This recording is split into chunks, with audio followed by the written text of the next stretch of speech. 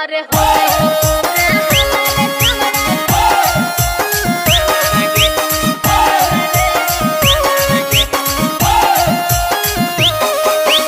Music director Dharmendra राज।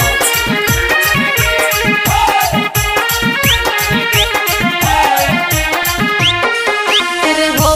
हमर सदिया झगड़ा करी है नया रचना रे हो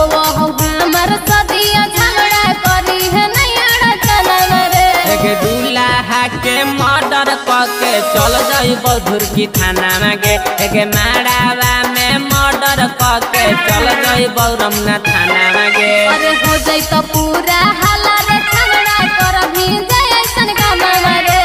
हो जाई तो पूरा हाला रे झगड़ा कर भी जाय ऐसन काम रे एक दूल्हा के मर्डर करके चल जाइबो कांडी थाना में गे एक दूल्हा के मर्डर करके चल जाइबो डंडा थाना में गे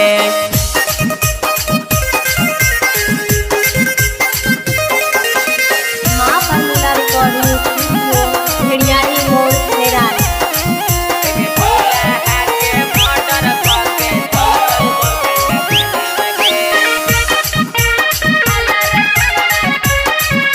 अरे कर भी जे ऐसन कांड छवड़ा जतौ छपाई अखबार में कोई हगा दादी के छौड़ी हमारा तू प्यार में अरे नहीं रे संगा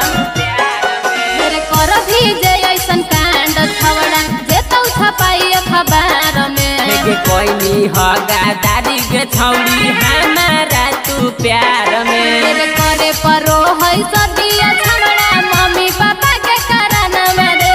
करे परो हौ सदिया छवड़ा मम्मी पापा के कारण रे एक दूल्हा के मर्डर करके चल जाइबो रंका थाना में गे एक दूल्हा के मर्डर करके चल जाइबो डंडई थाना में गे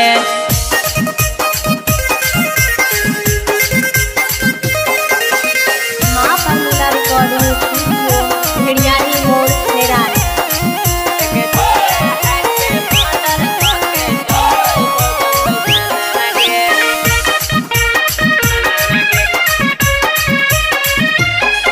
तेरे जाहियो ससुरबा नहीं छोटा करी है मान रे आगे कोई के मर्डर छौड़ी माफिया बनबौ हम गे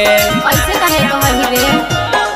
तेरे जाहियो ससुरबा नहीं छोटा करी है मान रे आगे कोई के मर्डर छौड़ी माफिया बनबौ हम गे तेरे होतौ ना जेल से बेला रे छवड़ा सोनू हुआ सुमन रे